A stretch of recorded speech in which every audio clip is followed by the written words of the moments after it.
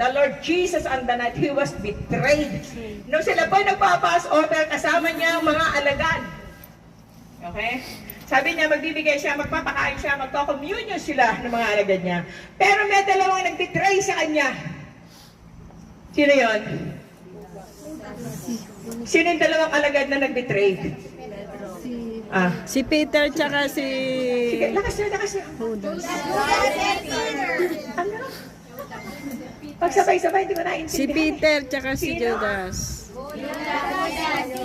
Si Judas saka? Si Pedro. Kaya yung mga anak niya magsabay na, Judas, halika na dito. Huwag niyo pangalahan na ng Judas, ha? Binenta si Jesus. Alam niya, ibebenta siya. Betrayed nga. Ibig sabihin ng betrayed, may hindi. Ibig sabihin nun, tapos na. Pero hindi niya ito binigyan ng yung bang pansin na, ikaw Judas ka, ha? Binitray mo ako. Hindi. Ang pag-ibig ng Diyos hindi nagmamaliw. Na kahit anong ginawa nating kasalanan, mahal pa rin tayo ng ating Panginoon. Amen? So ito po mga alagad niya, grabe, betrayed. And when he had given thanks, binitray na siya, pero binigyan pa rin niya ng communion. Betrayed, and when he had given thanks, Panginoon, salamat. Salamat, Panginoon. Tapos binigyan niya ng communion ang mga tao. Napakahalaga ng communion. Pag-ala-ala sa ginawa ng Diyos na kahit ibinitray siya ng mga tao, kahit ibinitray na tayo minsan, ayokong pumunta dyan.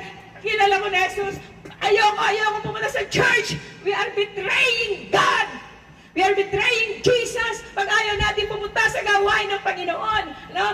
On the night, the Lord Jesus, on the night, He was betrayed to bread, na kahit ganun ang ginawa mo at ginawa ko, mahal pa rin tayo ng Panginoon. Binigyan pa rin tayo ng pagkakataon na siya ay mahalin natin. Nakipag-commune pa rin tayo. Binibigyan tayo ng pagkakataon na tayo magbago.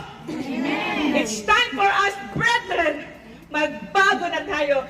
Tumanggap tayo ng communion dahil sa betrayal na yon, nagkaroon tayo ng relasyon sa Diyos. Nagkaroon tayo ng buhay na walang hanggan dahil sa Panginoon. Kahit sa binitray, kahit anong sinasabi ng tao, wala siyang pakialam. Ang mahalaga, ginagampanan niya ang naisin ng Diyos. Kapatid, kaibigan, kung may mga tao nagsasabi sa iyo, wala silang pakialam sa iyo, mahal ka ng Diyos. Kahit ano tayo, kahit anong ginawa mo, kahit anong ginawa mo, mahal tayo ng ating Panginoon.